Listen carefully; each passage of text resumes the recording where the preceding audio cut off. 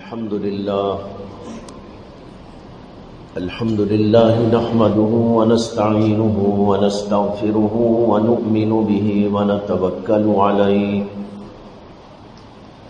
ونعوذ بالله من شرور أنفسنا ومن سيئات أعمالنا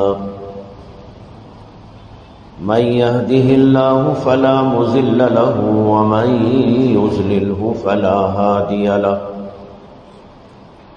ونشهد أن لا إله إلا الله وحده لا شريك له ونشهد أن سيدنا ومولانا محمدا عبده ورسوله صلى الله عليه وعلى آله وأصحابه وأزواجه وذرياته وسلم تسليما كثيرا كثيرا. أما بعد فأعوذ بالله من الشيطان الرجيم. بسم الله الرحمن الرحيم. إن المساجد لله فلا تدعوا مع الله أحدا. صدق الله مولانا العظيم. بزرگان محترم، دوستوں اور بھائیوں، اللہ تعالیٰ نے قرآن مجید کی اس آیت میں جو ابھی میں نے آپ کے سامنے پڑھی، یہ فرمایا ہے ان المساجد للہ، مسجدیں اللہ کی ہوتی ہیں. مسجد اللہ کا گھر ہے، اسے اللہ سے نسبت حاصل ہے. دنیا میں بہت ساری چیزیں ہیں جو مختلف چیزوں کی طرف منسوب ہوتی ہے. جس چیز کی طرف منسوب کی جاتی ہے کوئی چیز، اسی کی حیثیت سے اس کا مقام اور مرتبہ طے کیا جاتا ہے. مثال کے طور پر گھر بہت سے ہیں، زید کا گھر، بکر کا گھر، عمر کا گھر، خالد کا گھر، اور ایک ہے کسی اللہ والے کا گھر، اور ایک ہے خود اللہ کا گھر. جیسے ان لوگوں کا مقام، اسی طرح اس گھر کا مقام ہے. زید، عمر، بکر ایک عام آدمی، تو عام آدمی کا مکان عام حیثیت کا ہے. اور اگر کسی اللہ والے کا گھر ہو، اگرچہ وہ جھونپڑا ہی کیوں نہ ہو، لیکن وہ جھونپڑا بھی بہت مقدس ہو جاتا ہے. جب ایک اللہ والے کی نسبت سے اس کے مقام کی حیثیت، اس کے مکان کی حیثیت بڑھ جاتی ہے، تو پھر خود اللہ کی طرف جو گھر منسوب ہو جائے تو اس کا مقام اور اس کی منزلت کیا ہوتی ہے تو ہر آدمی سمجھ سکتا ہے. اسی اللہ نے کہا ان المساجد للہ، مسجدیں اللہ کے لیے ہوتی ہیں. حالانکہ مسجد بھی انہی اینٹوں سے، پتھروں سے، سیمنٹ سے، بالو سے، جلی سے اور مختلف ان چیزوں سے بنائی جاتی ہے جو اور لوگوں کے گھر بنتے ہیں. اگر ایک آدمی گھر بناتا ہے تو بازار کو جاتا ہے، اینٹیں خریدتا ہے، بالو خریدتا ہے، جلی لاتا ہے، سیمنٹ لاتا ہے اور چیزیں لاتا ہے، گھر بناتا ہے. اگر کوئی مسجد بنانا چاہتا ہے تو وہ بھی اسی جگہ جاتا ہے، اسی بازار میں، اور وہی اینٹ، وہی پتھر، وہی جلی، وہی بالو اور وہی لکڑی اور اسی طرح وہی لوہا جو اور لوگ استعمال کرتے ہیں، وہی یہ آدمی بھی لے آتا ہے جو مسجد بنانا چاہتا ہے. جو مسجد کی کمیٹی ہوتی ہے وہ بھی اسی بازار کو جاتی ہے اور خرید کے لاتی ہے، اور لا کر گھر بنانے والا گھر بناتا ہے، مسجد بنانے والا مسجد بناتا ہے، مدرسہ بنانے والا مدرسہ بناتا ہے، وہی اینٹ اور وہی پتھر یہاں بھی لگا وہاں بھی لگا، لیکن ایک جگہ پر لگا عام آدمی کی حیثیت کے مکان کے اعتبار سے، اور مسجد میں لگا تو اللہ کے گھر ہونے کی حیثیت سے۔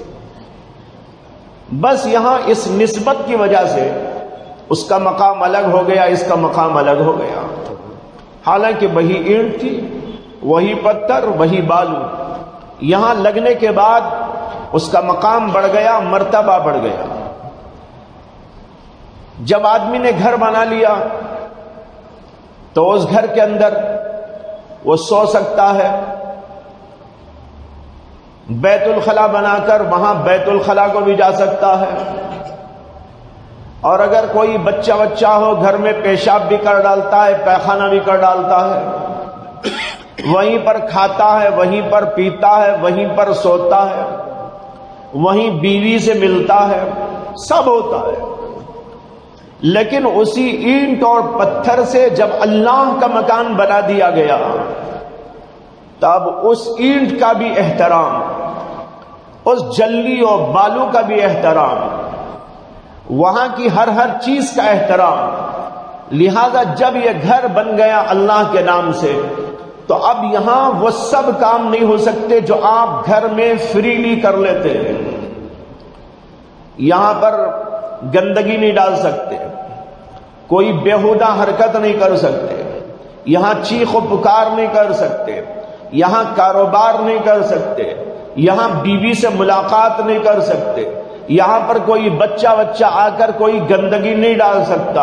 ان سب چیزوں پر پابندی، یہاں تک کہ دنیاوی بات چیت بھی منع کر دی گئی، اس لیے کہ یہ گھر اب اللہ کی نسبت سے قائم ہو گیا۔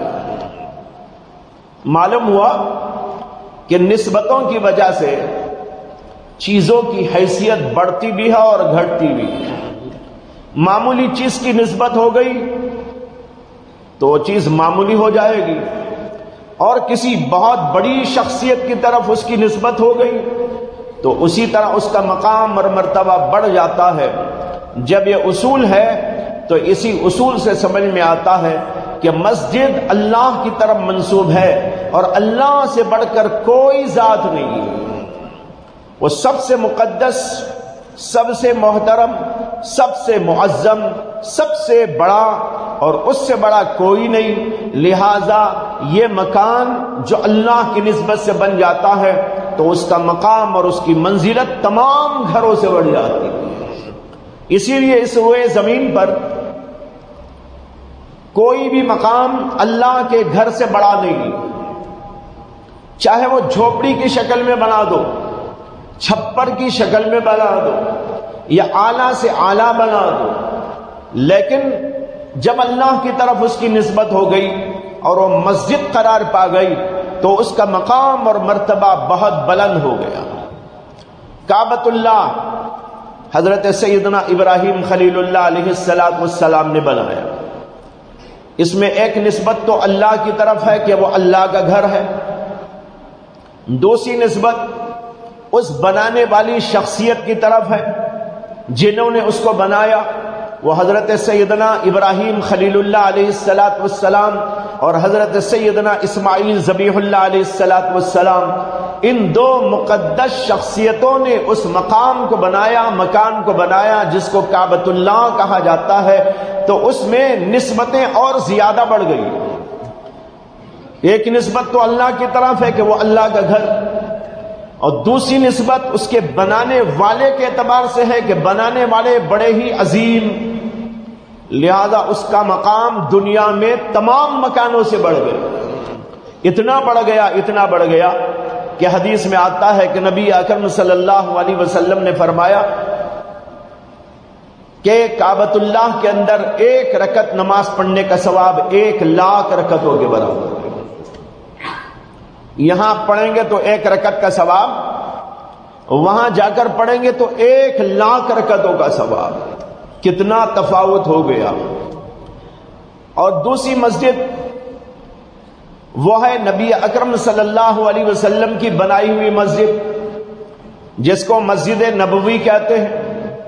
ایک طرف نسبت حضرت سیدنا محمد الرسول اللہ صلی اللہ علیہ وسلم کی جانب ہے اور دوسری اس کی نسبت اللہ کی طرف ہے، اس کا مقام بھی بہت بڑھ گیا۔ اور تیسری مسجد وہ بیت المقدس ہے کہ بیت المقدس بھی عظیم پیغمبروں نے بنایا، حضرت داؤد علیہ السلام، اور پھر ان کے بعد اس کی تکمیل کی ان کے صاحبزادے حضرت سیدنا سلیمان علیہ السلام نے، اس لیے اس کو بھی بہت اعلیٰ و عرفہ گردانا۔ تو بہرحال بتانا یہ ہے کہ مسجدیں اللہ کا گھر ہے اور ان کا بہت اونچا مقام ہے۔ جب کوئی چیز بہت اونچے درجے کی ہوتی ہے تو اس کے آداب بھی بہت ہوتے ہیں، اس کے حقوق کی پاسداری بھی بڑی اہم ہوتی ہے۔ باپ کا ادب ہے اس لیے ہے کہ وہ باپ ہے، ماں کا ادب ہے اس لیے کہ وہ ماں ہے، اور لوگوں کا وہ ادب نہیں جو ماں کا اور باپ کا۔ حالانکہ ماں باپ بھی وہی ہے جیسے کہ اور آدمی، وہی چہرہ، وہی مہرہ، وہی جو ہے ہڈیاں، وہی گوشت، وہی پوست جو اور لوگوں کا ہے وہ بھی ان کے پاس، لیکن مقام اس لیے بڑھ گیا کہ وہ باپ ہے اور ماں۔ اسی طریقے پر مسجدیں اللہ کا گھر ہونے کی حیثیت سے بہت اونچے درجے کی چیز ہے، اس لیے اس کے حقوق زیادہ ہیں اور اس کے آداب بھی بہت اہم ہیں۔ علماء نے اس کے اوپر مستقل کتابیں لکھی ہیں، مسجد کے حقوق کیا، مسجد کے آداب کیا، بہت لمبی چوڑی کتابیں اس کے اوپر موجود ہیں۔ آج کل بہت سارے لوگ مسجدوں کا ادب نہیں جانتے، مسجدوں کا احترام نہیں کرتے، مسجدوں کے ساتھ وہ سلوک نہیں کرتے جو ان کا حق ہوتا ہے۔ اس لیے ضرورت محسوس ہوئی کہ تھوڑی سی توجہ ادھر دلا دی جائے کہ مسجد کا ادب کیا ہے، مسجد کا حق کیا ہے۔ دیکھیے، ایک ہے مسجد کا حق اور ایک ہے مسجد کا ادب۔ مسجد کا حق کیا ہے؟ مسجد کا حق یہ ہے کہ آس پاس میں رہنے والے لوگ 5 وقتہ نماز پابندی کے ساتھ مسجد کے اندر آ کر جماعت کے ساتھ میں پڑھے۔ یہ مسجد کے حقوق میں داخل ہے۔ اسی لیے فرمایا نبی اکرم صلی اللہ علیہ وسلم نے، لا صلاۃ لجار المسجد الا فی المسجد، مسجد کے پڑوس میں رہنے والے کی نماز نہیں ہوتی مگر مسجد ہی میں، اسے آنا پڑے گا۔ ہاں عذر ہو تو الگ بات ہے، کوئی بوڑھا ہے، ضعیف ہے یا کوئی بیمار، وہ الگ بات، لیکن کوئی عذر نہیں ہے تو آس پاس میں بسنے والے لوگوں کو مسجد میں آنا چاہیے، مسجد کے اندر 5 وقتہ نماز کی پابندی کرنی چاہیے، یہ مسجد کے حقوق کے اندر داخل۔ اسی طرح مسجد کا ایک حق یہ ہے کہ مسجد کے اندر اللہ کا ذکر کیا جائے، اللہ کے ذکر کو بلند کیا جائے، یہ بھی مسجد کے حقوق میں سے ہے۔ اس لیے کہ مسجدیں بنائی ہی جاتی ہیں نماز کے لیے، ذکر کے لیے، تلاوت کے لیے۔ ایک حدیث میں آتا ہے کہ نبی اکرم صلی اللہ علیہ وسلم نے ایک صحابی کو دیکھا جو دیہاتی قسم کے آدمی تھے۔ اللہ کے نبی علیہ السلام نے دیکھا کہ وہ مسجد کے ایک طرف میں بیٹھ کر پیشاب کر دی۔ نبی اکرم صلی اللہ علیہ وسلم نے ان کو بلایا اور ان کو تنبیہ فرمائی بڑے پاکیزہ لب و لہجے کے اندر۔ آپ نے فرمایا کہ مسجدیں اس کے لیے نہیں بنائی گئی ہیں، بھائی مسجدیں تو اس لیے بنائی گئی ہیں کہ اس کے اندر اللہ کا ذکر کیا جائے، اس کے اندر نماز پڑھی جائے، اس کے اندر تلاوت کی جائے۔ اللہ نے اس کے لیے مسجدوں کو بنانے کا حکم دیا ہے، یہاں کسی گندگی کو برداشت نہیں کیا جا سکتا۔ تو یہ ہے مسجد کا حق کہ مسجد میں اللہ کی عبادت، نمازیں، ذکر، تلاوت اور مختلف انداز کی عبادتیں جو کی جائیں، یہ مسجد کا حق ہے۔ اسی طرح مسجد کا حق یہ بھی ہے کہ مسجد سے اللہ کے نام کو اور اللہ کے کلام کو بلند کیا جائے۔ قرآن کی جو آیت میں نے پڑھی تھی اس کے اندر اللہ نے فرمایا ان المساجد للہ فلا تدعوا مع اللہ احدا، مسجدیں اللہ کا گھر ہے، اس لیے مسجد کے اندر اللہ ہی کا نام بلند کرنا ہے، کسی اور کا نہیں۔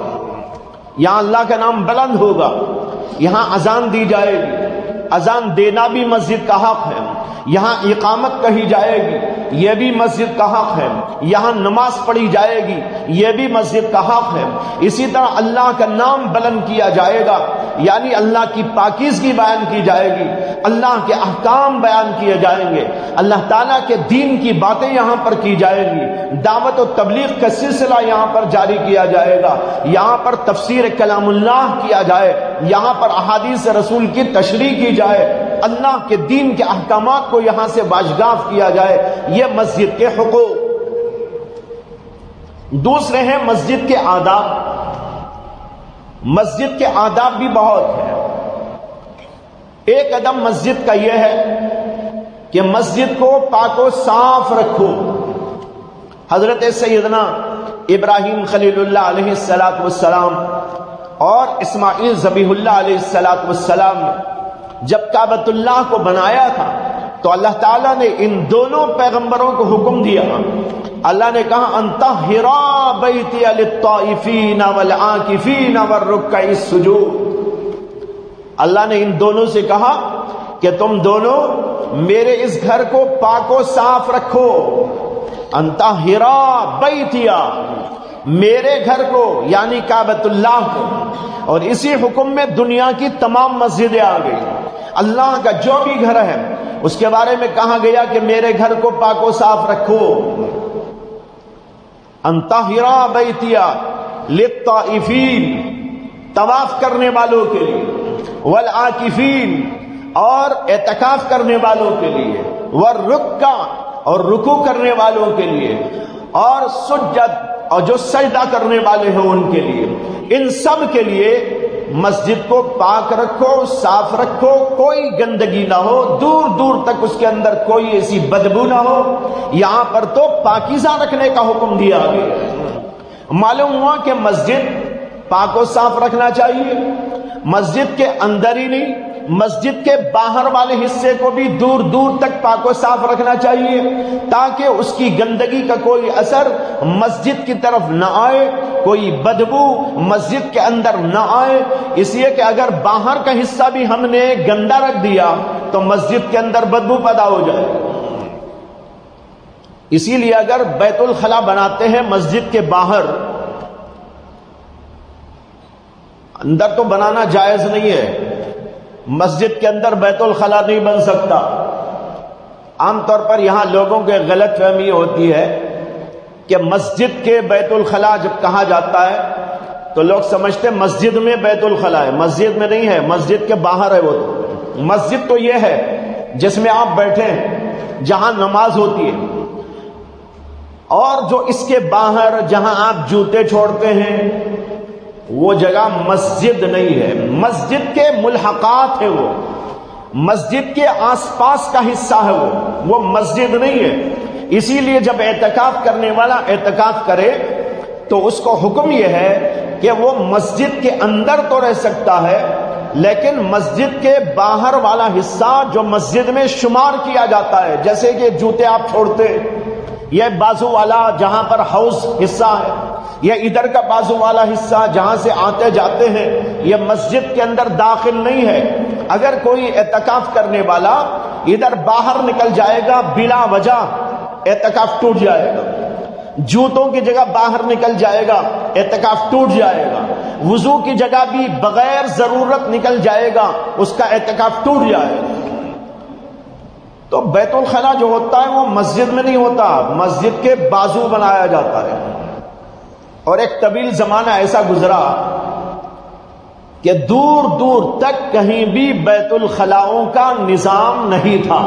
مسجدوں کے ساتھ لوگ اپنے گھروں میں فارغ ہوتے تھے، وہاں سے وضو کرتے تھے۔ وضو خانے بھی نہیں ہوتے تھے مسجد میں پہلے، نہ وضو خانہ نہ بیت الخلا۔ طویل زمانے تک ایسے ہی گزرا، صحابہ کا زمانہ، تابعین کا زمانہ، تبع تابعین کا زمانہ، اس کے بعد کا زمانہ، بہت طویل زمانہ ایسا گزرا جس میں مسجدوں کے ساتھ نہ وضو خانہ ہوتا تھا نہ بیت الخلا۔ لوگ اپنے گھر میں بیت الخلا کر کے وہاں سے فارغ ہو کر وضو کر کر مسجد کو تر و تازہ وضو کے ساتھ تشریف لاتے تھے نمازیں پڑھنے کے لیے۔ لیکن چلتے چلتے کچھ تقاضے شاید ایسے پیدا ہوئے کہ لوگوں نے سمجھا کہ بھائی مسجد کے بازو وضو خانہ بھی بنا دو۔ پہلے تو وضو خانے بنائے گئے، اس کے بعد لوگوں کو یہ بھی محسوس ہوا کہ وضو خانہ ہی کافی نہیں بلکہ بیت الخلا بھی بناؤ، اس لیے مسجدوں سے ملا کر آزو بازو کہیں پر وضو خانے بھی بنائے گئے اور یہ بیت الخلا بھی بنائے گئے۔ ایک طویل زمانے تک یہ سلسلہ نہیں تھا، بعد میں یہ شروع ہوا، اور شروع کیا ٹھیک ہے ایک ضرورت کے مطابق۔ جیسے کوئی مسافر آدمی، شروع اس لیے کیا تھا کہ بھئی کوئی مسافر آدمی کہیں سے چلا آیا، اسے ضرورت ہے بیت الخلا جانے کی، پیشاب کو جانے کی، وضو کرنے کی، وہ کہاں جائے گا؟ گھر گھر جو ہے وہ جا کے تو اپنی ضرورت پوری نہیں کر سکتا۔ چلو مسجد کو آنے والا مصلی اگر اپنی ضرورت بھی پوری کر کے مسجد کو آنا چاہے تو آسانی کے ساتھ فارغ ہو کر مسجد کو سکون سے آ سکے، یہ مقصد تھا۔ اب لوگوں نے کیا کر دیا، مسافر تو بیچارہ آتا ہے کہ نہیں آتا، گھر والے سب آتے ہیں۔ جب آپ کے گھر آس پاس میں ہے، کیا ضرورت ہے کہ مسجد کے بیت الخلا کو استعمال کرو؟ کیا ضرورت ہے کہ مسجد کے وضو خانوں کو استعمال کرو؟ وضو خانہ بھی یہاں اس لیے نہیں بنایا گیا ہے کہ آس پاس کے رہنے والے لوگ جن کے گھر ہیں وہ بھی گھر کو چھوڑ کر مسجد میں آ کے وضو کیا کریں، اس کے لیے نہیں بنایا گیا تھا۔ یہ مسافرین کے لیے بنایا گیا تھا، یا کسی دور دراز علاقے سے آنے والے کے لیے بنایا گیا تھا، یا کسی انجانے آدمی کے لیے بنایا گیا تھا جس کے لیے کوئی سبیل نہ تھی، وہ بیچارہ ضرورت پوری کرے، وضو کرے، مسجد کو آئے، اس لیے بنانے والوں نے بنایا تھا۔ بعد میں چل کر لوگوں نے یہ سمجھ لیا کہ اب گھر میں وضو نہیں کرنا ہے، مسجد میں وضو کرنا ہے۔ خیر اتنا ہوتا تو بھی مضائقہ ندارت، لیکن اس سے آگے ہو گیا بیت الخلا بھی مسجد ہی میں آ کے کرنا ہے۔ لا حول ولا قوت الا باللہ۔ اپنے گھر میں فارغ ہو، وہاں سے پاک صاف ہو اور وضو کر کے جب آپ مسجد میں چلے آئیں، بڑا ثواب ہے۔ حدیث میں آتا ہے نبی اکرم صلی اللہ علیہ وسلم نے ارشاد فرمایا کہ جب کوئی آدمی وضو کرتا ہے اپنے گھر میں اور وہاں سے قدم ڈالتے ہوئے مسجد کی طرف آتا ہے تو ہر قدم پر ایک گناہ معاف ہوتا ہے اور ایک نیکی اور ایک درجہ اس کے حق میں لکھ دیا جاتا ہے۔ یہ فضیلت اس آدمی کے لیے ہے جو وضو کر کے مسجد کو آتا ہے، اس لیے کہ اس حدیث میں اس کی تصریح موجود ہے۔ لہذا اصل طریقہ یہی ہے، لہذا جو لوگ آس پاس میں بستے ہیں، جن کے گھر یہاں موجود ہیں، وہ آج سے اس بات کا اہتمام کرے کہ 5 وقتہ نماز کے لیے اپنے گھر سے وضو کریں اور مسجد کو آئے۔ باقی بیچارے وہ جن کا یہاں گھر نہیں ہے، چلتے چلتے مسجد کو آ رہے ہیں، کہیں جاتے جاتے مسجد کو آ رہے ہیں، کوئی مسافر ہے مسجد کو آ رہا ہے، وہ بیچارہ یہاں آئے گا کرے گا۔ باقی جن لوگوں کے گھر ہیں وہ اپنے گھر سے فارغ ہو کے آئے گا۔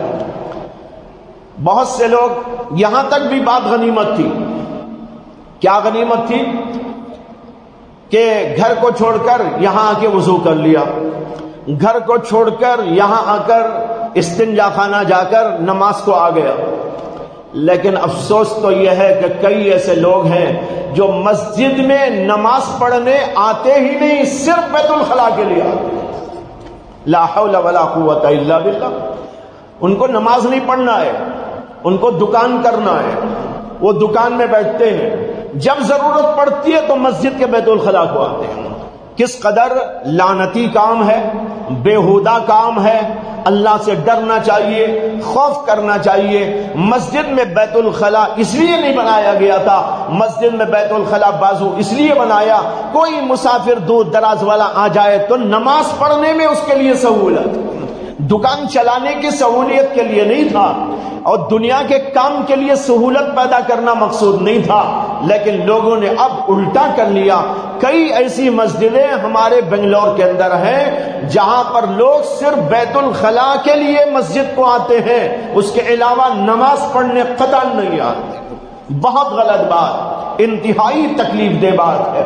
بہرحال بھائیوں، بتائے رہا تھا مسجدوں کو پاک رکھنے کا حکم دیا گیا، مسجدیں پاک ہو، صاف ہو، وہاں کوئی ایسی چیز نہ آئے جو مسجد کو ملوث کرنے والی ہو، مسجد کے نمازیوں کے لیے تکلیف کا باعث ہو۔ جیسے گندگی دور ہونا چاہیے، بیت الخلاء اگر بنائے گئے ہیں تو اس کی بھی صفائی کا انتہائی اہتمام۔ لیکن یہ بھی بڑی افسوسناک صورتحال، مسجدوں کے بیت الخلاء عام طور پر انتہائی گندے رکھے جاتے ہیں۔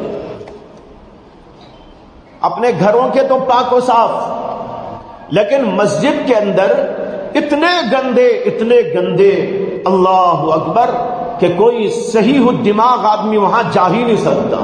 اگر صحیح الدماغ آدمی جائے گا تو اس کا دماغ خراب ہو کے باہر نکلے گا۔ یہ صورت بنا رکھی ہے لوگوں نے، اس لیے کہ میں دیکھتا ہوں کئی جگہ جاتے آتے ایسی صورتحال پیدا ہوتی ہے، ضرورتاً جانا پڑتا ہے تو بعض جگہ پر جا کر لاہور پڑھ کر باہر نکل جانا پڑتا ہے۔ مسجد کو پاک رکھنے کے حکم کے ساتھ مسجد کے اطراف جوانب کو پاک رکھنے کا حکم دیا گیا ہے۔ مسجد کے آس پاس رہنے والے لوگ بھی اس کا اہتمام خوب کریں کہ دور دور تک مسجد کے اندر کوئی گندگی، کوئی بدبو، کوئی ایسی بات نہ پیدا ہو جس سے کہ مصلیوں کو تکلیف پہنچے۔ اسی طرح کوئی دھواں چھوڑ دیا، یہ بھی تکلیف کا باعث۔ نمازی نماز کیسے پڑھیں گے اگر اس کی جو ہے تکلیف ہونے لگے، ان کا خشوع غائب، خضوع غائب، نماز کے اندر پریشانی، یہ بھی جو ہے غلط بات ہو جائے گی۔ غرض یہ کہ کوئی ایسی چیز مسجد کے آس پاس نہ ہونا چاہیے جو مسجد والوں کو اور مسجد کے ادب کو ٹھیس پہنچانے والی ہے۔ دوسری چیز یہ ہے کہ مسجد کے ادب میں وہاں پر کوئی شور و شرابہ نہ ہو، زور زور سے بات چیت نہ ہو۔ دنیاوی بات چیت تو مسجد کے اندر حرام قرار دی گئی اور اس کے لیے تو سخت سخت وعیدیں بیان کی گئی کہ مسجد میں بیٹھ کر کوئی دنیاوی بات چیت کرنے لگے، اور اگر باہر بھی کرے تو شور شرابہ نہ ہو کہ کوئی جھگڑا ہونے لگے، کوئی زور زور سے بات چیت کرنے لگے، یا مسجد کے اندر شور کرنے لگے، یا باہر کا شور مسجد کے اندر سنائی دینے لگے، مصلیوں کو تکلیف ہونے لگے۔ یہ بات بھی سخت ترین ناگوار اور اسلام کے خلاف ہے، یا اور مسجد کے ادب کے بالکل خلاف ہے۔ مسجد کے دور دور تک ایسی فضا ہونی چاہیے جو اس کے ادب کو ملحوظ رکھنے والی۔ ایک حدیث میں آتا ہے کہ حضرت سیدنا عمر بن خطاب رضی اللہ عنہ مسجد نبوی میں تشریف لائے۔ وہاں پر دو آدمی مسجد کے اندر بیٹھ کر زور زور سے بات چیت کر رہے ہیں۔ حضرت عمر رضی اللہ عنہ نے ان کو دیکھا تو ان کو پکارا نہیں مسجد میں، اس لیے کہ اگر پکارتے تو حضرت عمر کی آواز بلند ہو جاتی، ان کو پکارا بھی نہیں۔ ایک اور صحابی وہاں موجود تھے، ان کا نام تھا حضرت سائب ابن یزید۔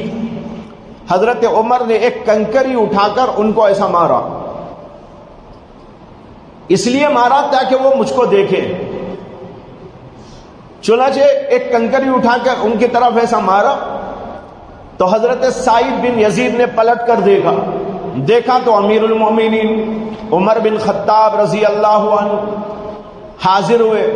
عرض کیا کہ حضرت کیا اشارہ ہے، کیا حکم ہے؟ فرمایا کہ وہ جو دو لڑکے بیٹھ کر باتیں کر رہے ہیں زور زور سے، ان کو ذرا بلا کے لے آؤ۔ حضرت سائب بن یزید گئے اور ان دونوں کو بلا کے لے آئے۔ حضرت عمر نے ان سے پوچھا ممن انتما، کہاں کے رہنے والے ہو؟ انہوں نے کہا کہ ہم طائف کے رہنے والے ہیں، یعنی مدینے کے نہیں ہیں، طائف سے آئے ہیں۔ حضرت عمر نے کہا کہ اگر تم اس شہر کے رہنے والے ہوتے تو تمہاری ایسی پٹائی کرتا کہ تمہیں یاد رہ جاتا. تم اللہ کے نبی صلی اللہ علیہ وسلم کی مسجد کے اندر آواز بلند کرتے ہو. حضرت عمر کی حدیث بخاری شریف کے اندر موجود ہے. معلوم ہوا کہ مسجد کے اندر زور سے گفتگو کرنے کی اجازت نہیں، دنیاوی بات چیت کی اجازت نہیں، یہ آداب کے اندر داخل. اسی طرح مسجد کے اطراف و جوانب کے اندر بھی شور و شرابے اور ہنگامہ نہیں ہونا چاہیے، اس کا بہت لحاظ رکھنا ضروری ہے.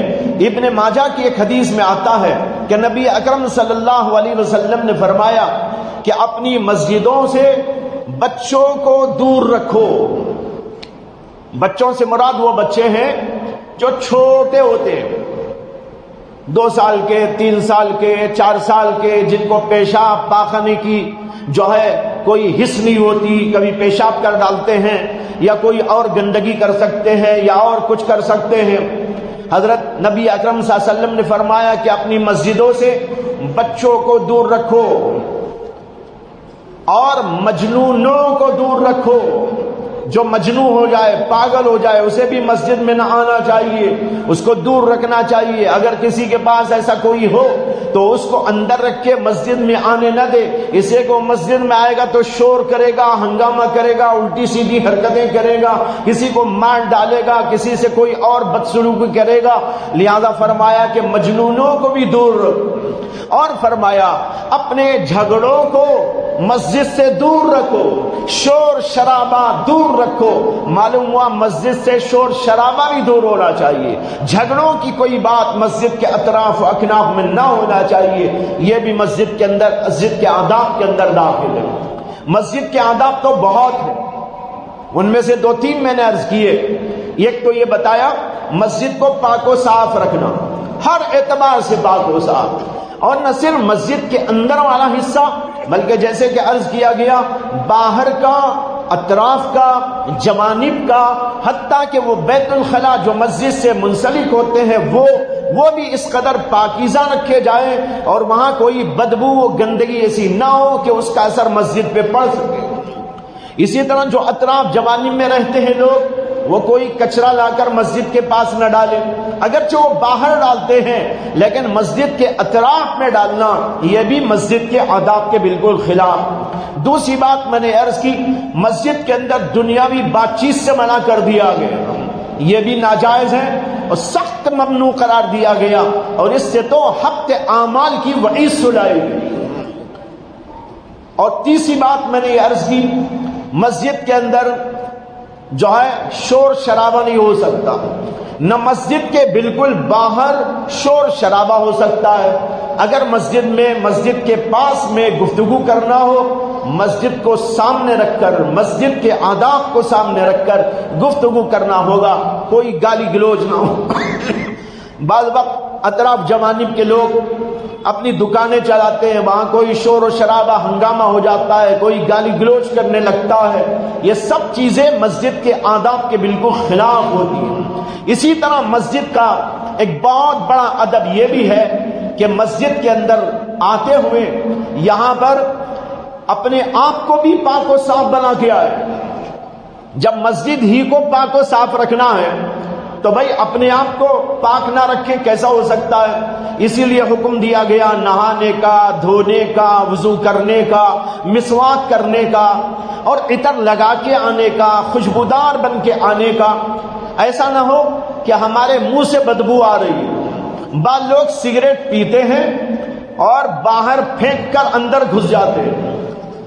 ارے سگریٹ تو باہر ہو گیا لیکن سگریٹ کی بدبو تو اندر آ گئی.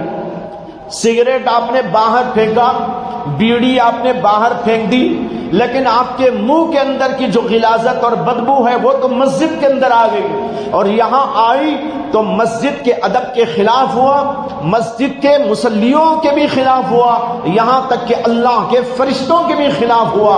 اسی لیے ایسی صورت کے اندر حدیثوں میں آتا ہے کہ مسجد سے اللہ کے فرشتے ان سے دور بھاگ جاتے ہیں.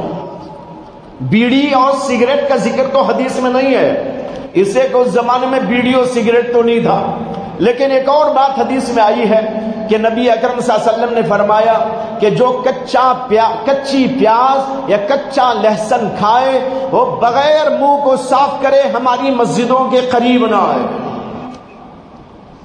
علماء لکھتے ہیں کہ کچی پیاز میں اور کچے لہسن میں بدبو ہوتی ہے. جب وہ بدبو اللہ کے نبی نے ناپسند کی اور مسجد کے ادب کے خلاف اس کو قرار دیا اور بغیر منہ دھوئے مسجد میں آنے کی اجازت آپ نے نہ دی، تو اسی سے سمجھ میں آیا کہ ہر قسم کی بدبو کا یہی حکم ہے. اب سوال یہ ہے کہ سگریٹ میں بدبو ہوتی ہے، بیڑی میں بدبو ہوتی ہے یا خوشبو ہوتی ہے؟ یہ فیصلہ آپ لوگ کیجئے. یہ فیصلہ آپ لوگ کیجئے کہ سگریٹ کے اندر بدبو ہوتی ہے کہ خوشبو ہوتی ہے. سگریٹ پینے والوں کو تو شاید وہ خوشبو معلوم ہوتی ہے. جو لوگ سگریٹ کے عادی ہو جاتے ہیں نا، ان کو اس بدبو سے بھی مزہ آتا ہے شاید، واللہ عالم. اب ہم تو پیتے نہیں ہیں اس لیے بول نہیں سکتے، لیکن بھائی عام حالات کے اندر تو ہر آدمی سمجھ سکتا ہے یہ بدبو. نفرت آتی ہے، کدورت آتی ہے.